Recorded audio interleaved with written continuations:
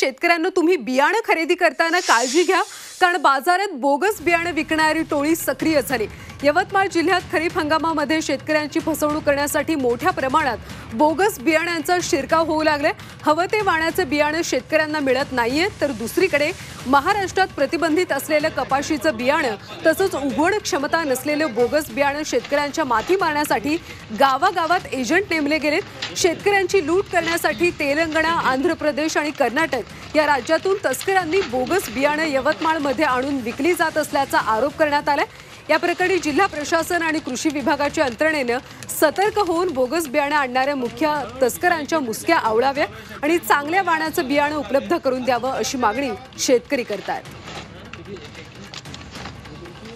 ज्या कृषी केंद्रामध्ये गेलं त्या कृषी केंद्रामध्ये त्याला 3000, 4000 डबल टिबल चौपट असे रेट सांगितले जात आहे, ज्यामुळे या शेतकऱ्याचं जीवन। अमृत नोनी गॅस्ट्रिन, अपचन, ऍसिडिटी, गॅस्ट्रबल ह्यापैकी तुम्हाला कुठलाही गॅस्ट्रिक प्रॉब्लेम झाला, उपाय एकच, अमृत नोनी गॅस्ट्रिन।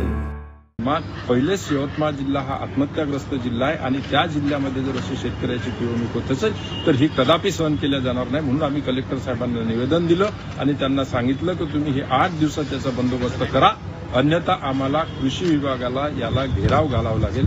जर कृषी केंद्र चालक शेतकऱ्यांना जास्त भावात जर विकत असेल तर त्यांच्यावर कारवाई झाली पाहिजे आणि ते जर त्या भावात विकू शकत नसेल तर ज्या सहकारी संस्था आहे, वसंत जिनिंग आहे, खरेदी विक्री आहे, फार्मर प्रोड्युसर कंपनी आहे, यांना माल विक्रीसाठी परवानगी देण्यात यावी आणि शेतकऱ्यांना रास्त भावात बियाणे मिळवून देण्यात यावी अशी आम्ही शेतकरी म्हणून विनंती करतो।